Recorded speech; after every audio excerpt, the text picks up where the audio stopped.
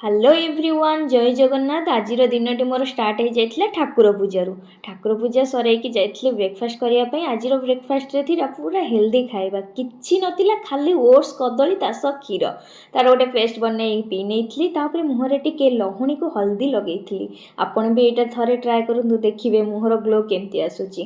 ତାପରେ ଯାଇଥିଲି launch preparation ପାଇଁ, ହେଲେ ଏଇଟା ମୋର ଲଞ୍ଚର ପ୍ରିପାରେସନ୍ ନଥିଲା, ଏଇଟା ମୋର ଡିନର ପ୍ରିପାରେସନ୍ ଥିଲା। ଆୟୁଷ ଡ୍ୟୁଟିରୁ ଫେରିଲା ବେଳକୁ ନେଇ ଆସିଥିଲେ ଚିକେନ୍, କାହିଁକିନା ରାତିରେ ବନିବାର ଥିଲା ଚିକେନ୍ କଷାକୁ ପଖାଳ। ସିଏ ମୋ ମନ କଥା ଜାଣିକି ନେଇ ଆସିଲେ, ମୋତେ ପୁଣି ତାଙ୍କ ମନ କଥା ଜାଣିବାର ଅଛି ନା ନାହିଁ। ତାଙ୍କ ପାଇଁ ବନେଇ ଦେଇଥିଲି ଥଣ୍ଡା ଥଣ୍ଡା ଲସି।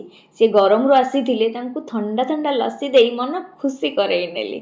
ତାପରେ ମୁଁ ବି ଟିକେ ଚାଲିଗଲି ମୋର ତରକାରୀ ହିକା ବନେଇବା ପାଇଁ। ସେଇ ଟାଇମ୍ରେ ଆୟୁଷ ଜିମ୍ ପଳେଇଥିଲେ, ତ ମୁଁ ଭାବିଲି ତା ଭିତରେ ବନେଇଦେବା, କାହିଁକିନା ମୋର ବି ରାତିରେ ଯିବାର ଅଛି। ତ ଚାଲନ୍ତୁ ଆଗକୁ ଭିଡ଼ିଓ ଦେଖିଲେ ଆପଣ ଜାଣିପାରିବେ। ରୋଷେଇ ବସାଇବା ଭିତରେ ରୋଷେଇ ଘରଟାକୁ ବି କ୍ଲିନ୍ କରିବାର ଅଛି, ନହେଲେ ଆଗକୁ ବହୁତ କାମ ପଡ଼ିବ। ବ୍ୟାଗ୍ ଦୁଇଟା ଧରି ଚାଲି ଯାଇଥିଲୁ ହାଟକୁ। ନାଇଁ ମ, ଏଇଟା ହାଟ ନଥିଲା, ଏଇଟା ଆମର ମାର୍କେଟ ଥିଲା। ହଁ, ସେଇଠି ବି ହାଟ। ଗୁପଚୁପ୍ ଦେଖି ଟିକେ ଅଟକି ଯାଇ ଗୁପଚୁପ୍ 2-3ଟା ଖାଇ ତାପରେ ଚାଲିଗଲୁ ମାର୍କେଟ। ତ ସେଠୁ କିଛି ପରିବା ହେଇକା କିଣିଲୁ।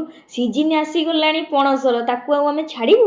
ପଣସ ହେଇକା ଧରି ବ୍ୟାଗ୍କେ ପରିବା ଧରି ସ୍ୱାମୀ ପଛରେ ଗାଡ଼ିରେ ବସି ଚାଲିଲୁ। ବାଟରେ ପୁଣି ଦେଖିଦେଲୁ ମାଉସୀ ଆମର ଆମ୍ବ ପକେଇଥିଲେ, ତା ଦେହରୁ କିଛି ଆଣି ଫେରିଲୁ ଘରକୁ।